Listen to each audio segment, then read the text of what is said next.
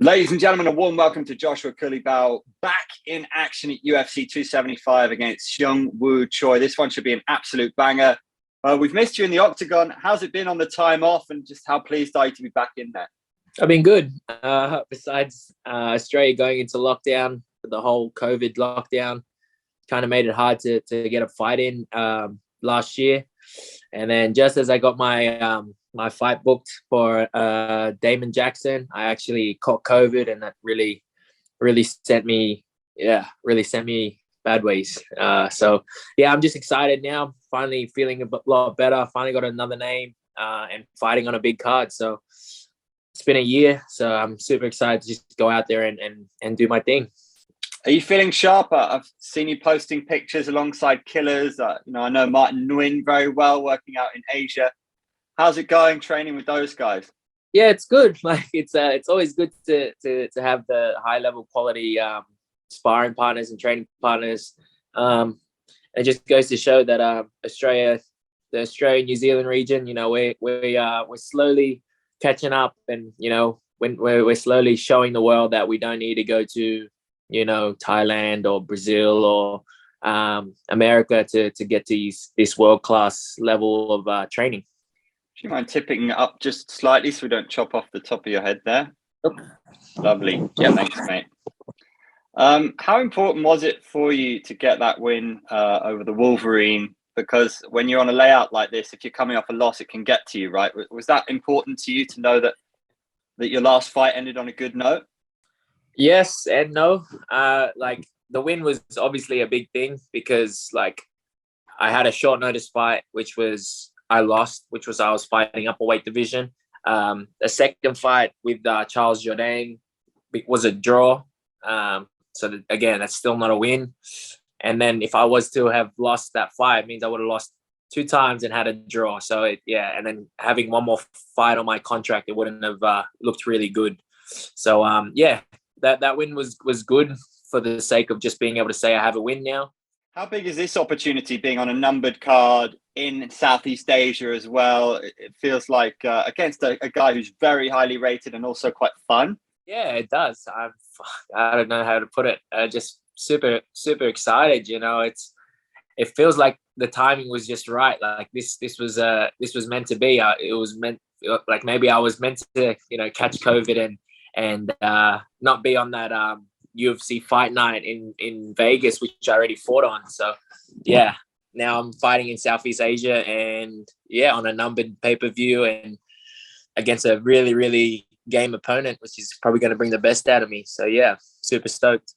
What do you think of him overall? Because he was on a really nice 3-fight winning streak, and then he lost to Alex Caceres. He got on the wrong end of a choke, but before that he was looking outstanding. He's a great striker. Is that how you see this one going? Because could be fireworks, could be bonuses in the offing if this one stays on the feet. Do you get that impression? I do feel this fight is going to be a little bit of a gun show where we're going to be both firing, trying to look to catch each other, but then again, it's always, for me, if I wanted to do striking, I'd do straight kickboxing, but this is MMA, so you never know if he's really presenting himself with a takedown. I'm not I won't discriminate, and I'll take it to the floor as well. But as it stands, I think this fight is going to be a stand-up fight, and I think it's going to be fight of the night, if not fight of the night, performance of the night for sure. You mentioned earlier about one fight left. Is this the last fight of your deal, or did you sign a new deal before this? No, this is the last one on the contract. You're in a very cool division. There's so many fun fights in this division, but how much of an inspiration is Alex Volkanovski? Have you trained with him before? Like he seems to be pound for pound one of the greatest at the moment. Yeah, I have. I do. I have been a part of his training camps. I've helped him with Max Holloway. I've helped him with Brian Ortega for 2 camps. He's the man. He's the gold standard. He's the king of the division. He's the GOAT, one of the GOATs. It's super cool. It's super cool being able to have trained with him and just seen an insight of what his work ethic and his lifestyle is like. Does he finish Max this time? Oh man, I don't know. I haven't seen. When was the last time we seen Max get finished? Like, I don't know if he's ever been finished. I don't think he has been like knocked out, but I know that he's been submitted by Dustin, but that would have been like, yeah, like looking back, like, closer to 10 years ago. So yeah, I don't know. Volk is, I just feel like he's coming into his stride, and he's like becoming comfortable as a champion. And I think that's just going to be even better for him. And I just don't see Max like I'll ask you, what do you think Max could do different, considering they've fought twice, and the first fight he came out more of a boxing style, more like the usual Max that we see, though he tries to throw a lot of numbers with his hands. Then the second fight, he stood more upright to avoid getting the low kicks.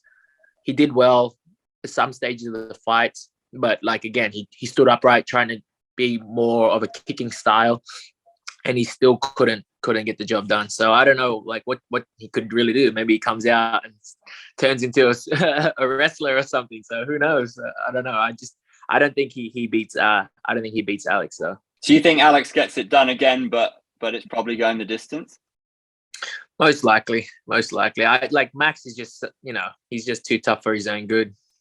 I don't think, yeah, like you've seen the damage here he's taken over when he fought Dustin Poirier at lightweight. Like he can take damage, and he's just that tough Hawaiian kid. So yeah, I don't think he gets finished. I'm interested. I mentioned Mike Nguyen earlier. Given your Filipino roots, is one championship on your radar for the future if things didn't work out the UFC, or if you fancy the change? Is that something? Have they ever been in touch with you? No, I haven't been in touch with one championship, but yeah, for sure. Like if things don't work out, and one championship have offer something that you can't deny, then yeah, for sure. But my goal has always been the UFC. I feel like the UFC have the best, the cream of the crop fighters, and that's the guys I want to be competing against. So I never did this to be famous, or to be filthy rich. It was always just to be able to compete with the best guys, and to prove it to myself that I can compete with the best guys in the world. How do you see it going versus Sung? You said that possibly a fight of the night, a gun show, but do you visualize yourself knocking him out? How's it going to go? Is somebody getting finished here? I it's a very high chance that someone's getting finished this fight. I feel like if he comes out over aggressive and oversteps his boundaries, and very much like Jordan, where Jordan sort of, I feel like he underestimated me, and he got dropped. But I think, yeah, if Choi decides to overstep his boundaries and come out a little bit too aggressive, I think I catch him early, and that's going to be it. Do you spar with Martin Nguyen, by the way? Because you guys are a similar size, right? And you both hit like trucks. I can imagine that you guys get some pretty good rounds in. Yeah, we have sparred. Yeah, he does hit hard. He's very deceiving. He's a very deceiving guy. His timing is it's on point. So yeah, it's not like he's even trying to hit you too hard, but like he can crack. Like naturally he can just crack hard. So yeah, he's a guy that you got to be careful, especially with MMA gloves on. He can crack for sure. What are your biggest goals in this sport over the next year or two? Next year or two, goal, and it's definitely obviously to try and aim and to get closer to that belt. Hopefully by 2 years time, I'm in the top 10, top 5, fighting the best guys, and yeah, making my stake for the belt. And as much as I'm not in a rush to get there, I'm also like, I know that there's only a certain amount of time before your athletic window closes. So yeah, definitely just always working towards being a part of the top echelon of the division. You're obviously your own man. You got your own style and your own way of doing things. But is there anyone in this division who's the gold standard, who you really like the example that they've set, or the style that they've set? As in, like, as a personality, or as in, like, fighting style? Well, a bit of both in a way, Man, to be honest, I think Volk and Max, they're both very they're both very entertaining fighters. They can do it all, and just both their personalities. They don't come off as, you know, they don't come off as